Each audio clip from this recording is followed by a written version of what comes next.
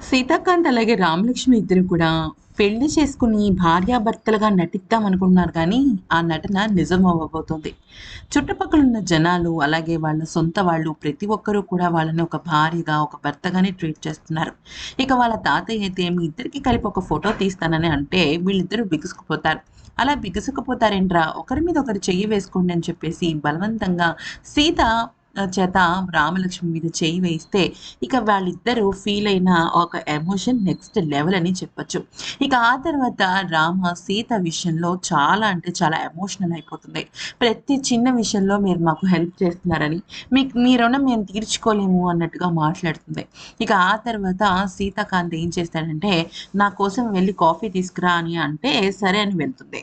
ఈలోపు రామ కాలు జారుతుందనమాట. అంటే తనకి దెబ్బ తగిలి కాఫీ కింద పడేస్తే తనొచ్చి పట్టుకుంటాడు. ఎవరు? సీత వచ్చి పట్టుకుంటాడు.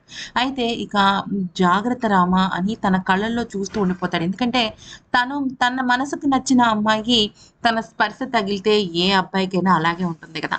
ఇక ఆ తర్వాత తనని నుంచోబెట్టి నడిపించే ప్రయత్నం చేస్తే రామలక్ష్మి నడవలేకపోతుంటుంది. నడవలేని పరిస్థితుల్లో ఉన్నాను సార్, బెణికింది కాలు అనంగానే తన 2 చేతులా ఎత్తుకొని హాల్‌లోకి తీసుకువెళ్ళి సోఫా పైన కూర్చోపెట్టి ఇక తనకి ఎంత సేవలు చేస్తాడంటే నెక్స్ట్ లెవెల్ అనమాట.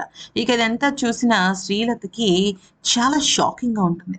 ఇక దగ్గరుండి తన కాళ్ళకి బామ్ రాస్తాడు, మసాజ్ చేస్తాడు. "సార్ వద్దు సార్ ప్లీజ్" అన్నా కూడా "నువ్వేం మాట్లాడకు రామలక్ష్మి నేనే నీకు అన్నీ చేస్తానని" చెప్పేసి అటు సీత, ఇటు సిరి ఇద్దరు కూడా రామలక్ష్మిని తన పువ్వుల్లో పెట్టి చూసుకుంటాడు.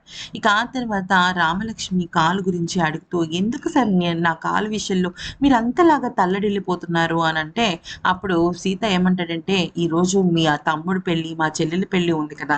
మరి మనిద్దరం కలిసి ఉండాలి కదా!" అని కవర్ చేస్తాడు కానీ, లోలోపల ఏమనుకుంటాడంటే, "నీకు చిన్న గీత పడినా కూడా నా గుండె విలవిల్లాడిపోతుంది రామలక్ష్మి. కానీ నేను ఆ విషయం నీకెలా చెప్పాలి" అంటూ తనలో తనే మదన పడిపోతుంటాడు. మొత్తానికైతే మాత్రం రామలక్ష్మి, సీతలిద్దరూ కలవడం